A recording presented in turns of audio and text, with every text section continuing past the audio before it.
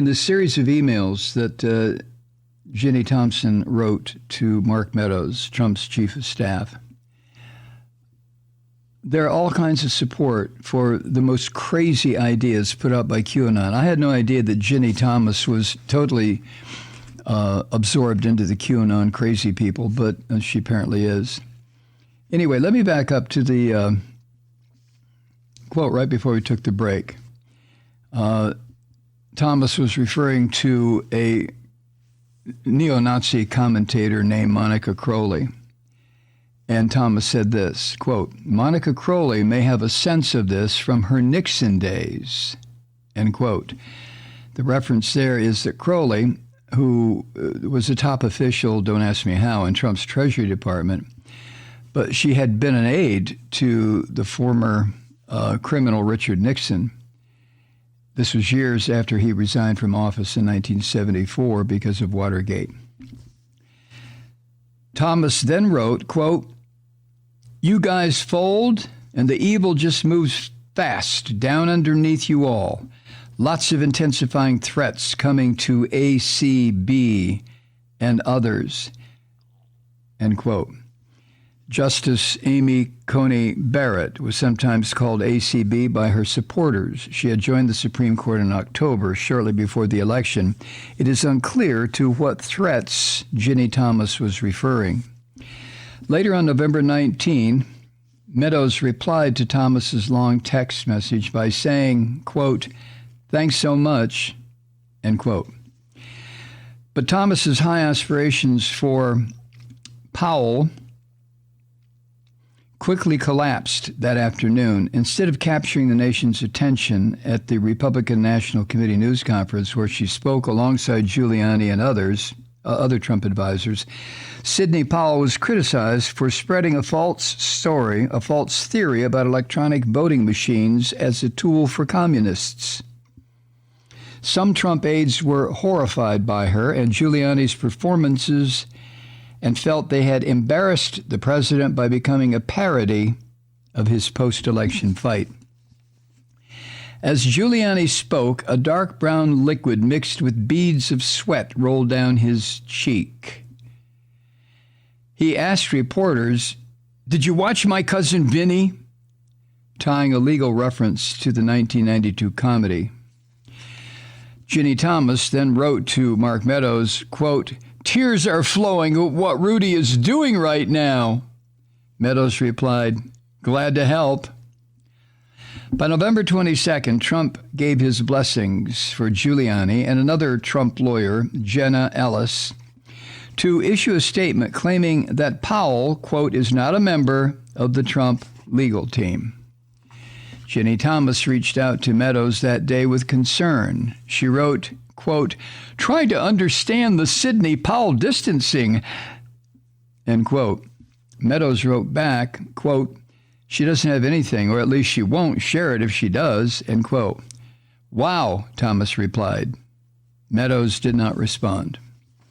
On November 24, Thomas engaged Meadows again by sharing a video from Parler, a conservative social media website that appeared to refer to conservative commentator Glenn Beck. Thomas wrote, quote, if you all cave to the elites, you have to know that many of your 73 million feel like what Glenn is expressing, end quote.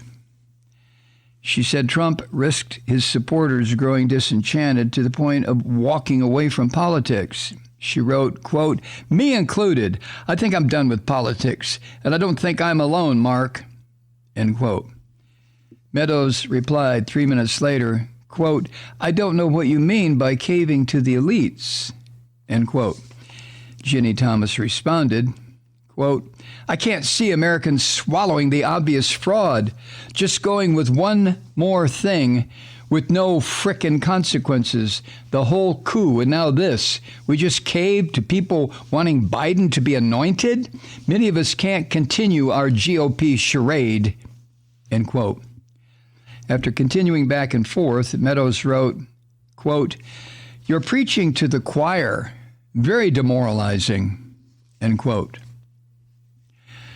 These text exchanges with Thomas and Meadows provided to the House Select Committee pause after November 24, 2020, with an unexplained gap in correspondence.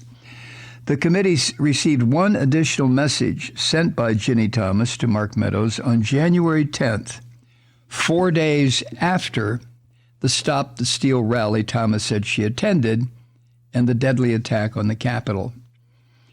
In that message, Ginny Thomas expresses support for Meadows and Trump and directs her anger at Vice President Mike Pence, who had refused Trump's wishes to block the congressional certification of Biden's Electoral College victory. Ginny Thomas wrote to Mark Meadows, quote, "We are living through what feels like the end of America. Most of us are disgusted with the vice president and are in listening mode to see where to fight with our teams. Those who attacked the Capitol are not representative of our great teams of patriots for DJT." End quote. "Amazing times," she added. "The end of liberty." End quote. If what I just shared with you is not evidence of a person who is clinically in need of medication, then nobody is clinically in need of medication. You know, I've said before that I've been aware of Ginny Thomas's bullshit for the past 20 years. And it just kept escalating and escalating and escalating. Her involvement in this neo-fascist actually proto-fascist stuff in this country.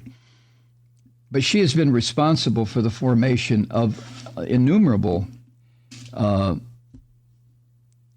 ultra-fascistic groups in this country. And she's always been protected from overt scrutiny because of her relationship to Clarence Thomas, the Supreme Court Justice.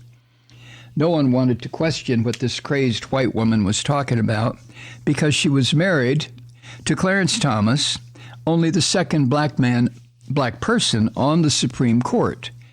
So that relationship gave Ginny Thomas quite a bit of cover for her to do her insidious, nasty, undemocratic work. And she became an expert at it. And she is an expert now.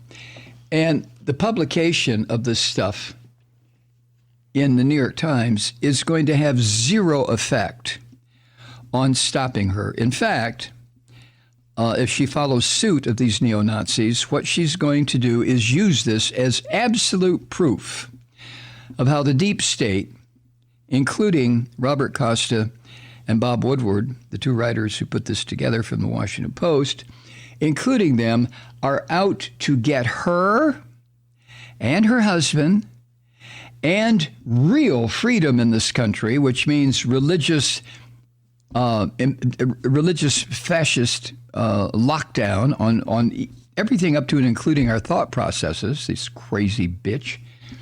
But that's what she's going to do. I wouldn't be surprised if she's already turned it into some kind of a fundraiser, what Woodward and Costa wrote. But anyway, I've seen bits and shreds and pieces of this over the past 24 hours of what these two journalists wrote. And of course, it does not encompass everything that this psycho Ginny Thomas sent to this poor blubbering little bastard Mark Meadows. But it shows enough. And of course, television has been, cable TV has been talking about it all day. It shows enough that even the most sucked in supporter of Donald Trump should be able to understand what this crazy goddamn woman is about. I'm not saying they would condemn it because they're Trump supporters, but they should know at this point what Ginny Thomas tried to get Mark Meadows and others to do. There's no telling who else. She texted and insisted that the election and democracy be overthrown. So what do we do now, huh? This is the same question that came up for 4 years with this horrible fucking Nazi Donald Trump, DJT. as Ginny Thomas refers to him. What do we do now? Do we ask our NATO partners for some help? Because this is an attack on American democracy. What do we do? Hi, Truth Seekers. Mike Malloy here. As you know, we've switched formats and are now broadcast exclusively on the Progressive Voices Network. So that means you get fewer program interruptions, no corporate commercials, and lots of profanity. But our format change also means some of our radio listeners no longer hear the program. It's been a while since I mentioned our podcasts, so you may have forgotten that there is a way to listen to this program anytime you need a good dose of screaming. Visit MikeMalloy.com and subscribe to our podcasts. As a podcast subscriber, you can download the program to your mobile device and take me with you wherever you go. And if you have a friend who needs a dose of truth-seeking, you can give a gift subscription as well. That's MikeMalloy.com, and never miss a minute of the uncensored fun and frivolity.